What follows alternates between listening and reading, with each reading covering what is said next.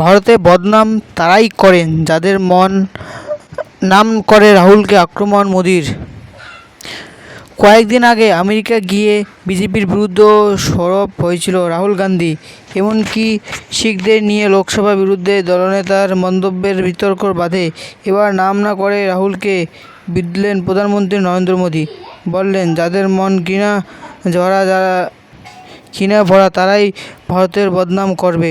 সোমবার গুজরাটের আহমেদাবাদের 8,000 কোটি টাকার পরিকাঠামোগত প্রকল্পের সূচনা করে মোদী। সেখানে বক্তব্য রাখতে গিয়ে নাম না করে রাহুলকে আক্রমণ করেন।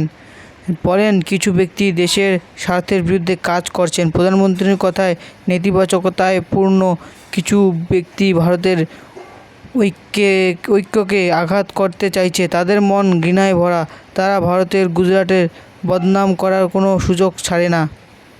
কয়েকদিন আগে ভার্জিনিয়ার এক অনুষ্ঠানে বক্তব্য রাখতে গিয়ে ভারতের ধর্মপালনের স্বাধীনতা প্রসঙ্গে তুললেন রাহুল গান্ধী। সেই সময়ই শিখদের পাগড়ির প্রসঙ্গ টেনে আনেন। রাহুল বলেন, শিখদের পাগড়ির পর অনুমতি দেওয়া হবে কি না তা নিয়ে লড়াই চলছে। একজন শিখ কারা পরতে দেওয়া হবে কি না তাদের গুজরাট দ্বারা যেতে শিখতে দেনে নয়। এটা সব ধর্মের জন্য। রাহুলের এই মন্তব্যের তীব্র বিরোধিতা করে বিজেপি। একাধিক কেন্দ্রীয় মন্ত্রী রাহুল মন্তব্যের বিরোধিতা করেন, কিন্তু এই নিয়ে এতদিন মোদির কোনো মন্তব্য করেনি। সোমবার রাহুলের নাম না নিয়ে তাতে আক্রমণ করলেন প্রধানমন্ত্রী।